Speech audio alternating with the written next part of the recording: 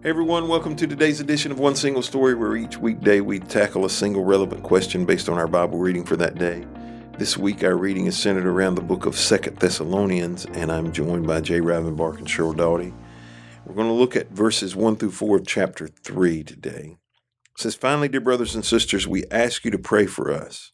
Pray that the Lord's message will spread rapidly and be honored wherever it goes, just as when it came to you.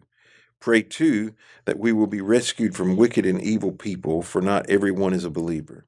But the Lord is faithful. He will strengthen you and guard you from the evil one. And we are confident in the Lord that you are doing and will continue to do the things we commanded you. May the Lord lead your hearts into full understanding and expression of the love of God, and may the patient endurance that comes from Christ." So he asks for prayer. He says, pray for us. Pray that the message goes forward. Pray that they would be rescued from people who were unbelieving.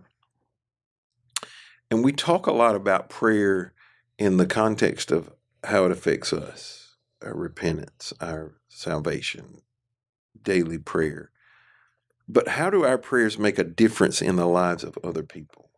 What is the importance of? The word would be intercession, I think, that we would use. So what does interceding do for the lives of others? There are multiple things that it does for other people. I think one of the number one things is I have had people say to me, as I'm sure you guys have too, people say on the backside of a situation, "Thank you for praying for me. I felt Felt it. it, I yeah. knew it. I knew that people were praying for me because I could feel it." And I think part of what they felt was comfort from that. It makes a significant difference. Everything from people coming to know the Lord, getting them moved to a place where their hearts are open and receptive to receive Christ, I think is often brought about by prayer. I've heard many, many stories through the years of people who have prayed for a specific person, and in some situations it was decades, but they continued. They were faithful, until they saw it come to pass, and it was all about that person, seeing their life transformed, and the same whether it's relationships, physical or financial needs. It absolutely makes a difference. And Cheryl said, I'm convinced people, when they see things happen at times in their lives, they recognize that people have been praying, that somebody has prayed, that it makes that much of a difference. And I think one of the things and I had a brief conversation with somebody recently about this. We use the term a lot. We say, I'm praying for you, share a prayer request, and that is great, but it has to do everything to whom we are praying to. It's not just the act of what we're doing, but it's who we're praying to is the difference maker.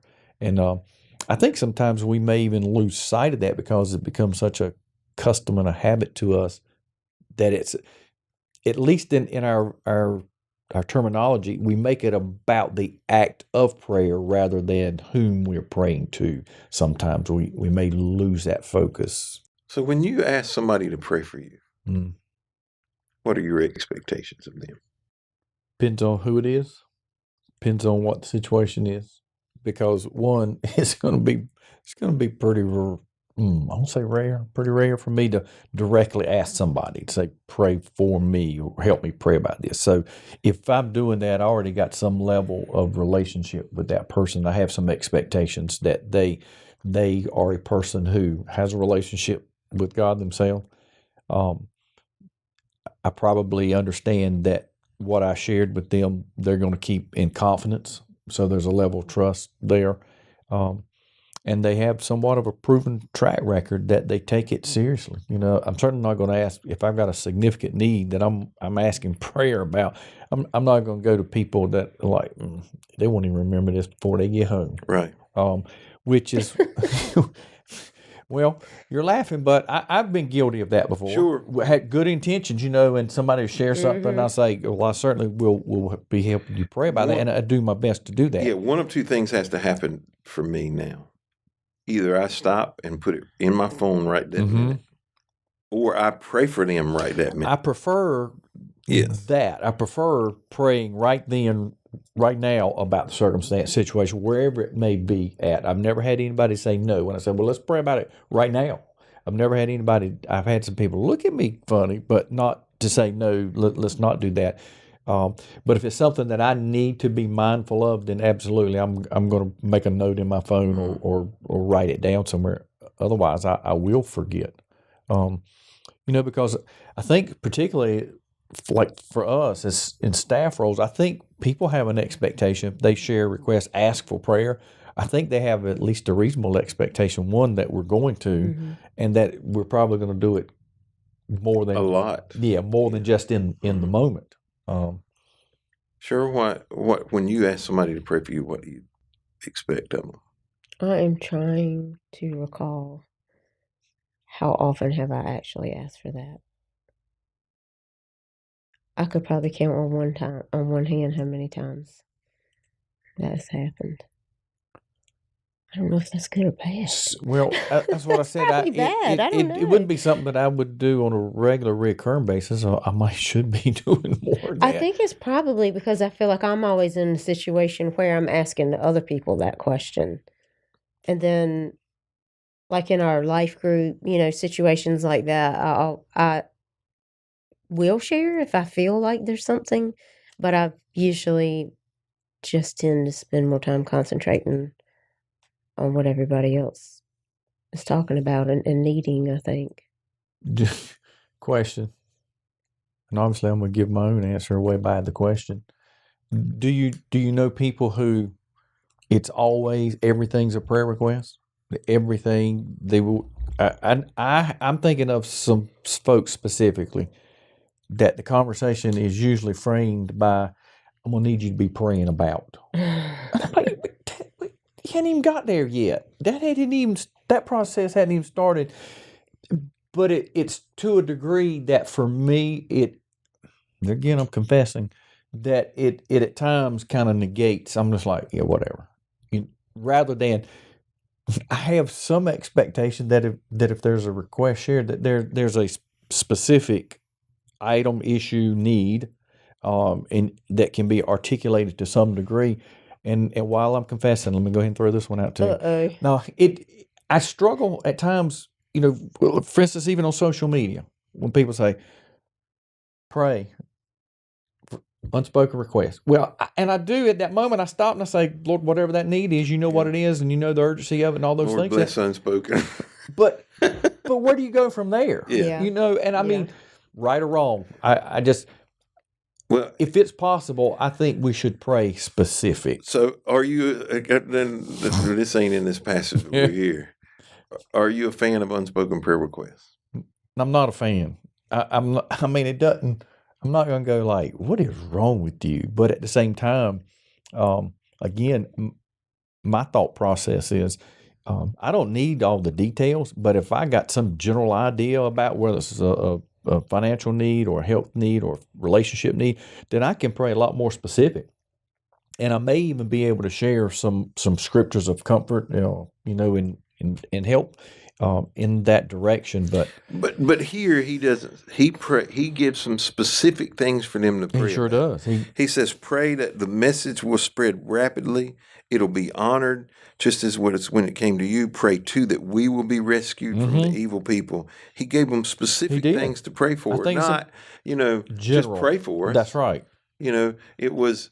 I have developed a weekly text to an intercessor prayer team that that currently 4 people receive it. And I heard Chris Hodges say, if you ask people to pray, if you don't give them information, they're going to stop praying because they don't know what to pray for. And so they have my schedule for the whole week and anything that I'm praying about. I mean, I give them the entire thing so that they know, this is what I'm. So like right now, they know I'm in here recording podcast and what I'm recording podcast on. So they can pray specifically for it. And it's not. I don't want to hurt anybody's feelings that uses that phrase, unspoken prayer request.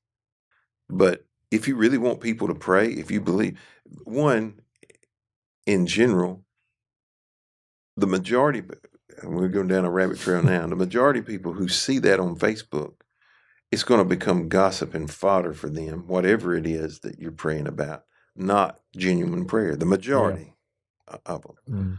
There are going to be people who take it to heart.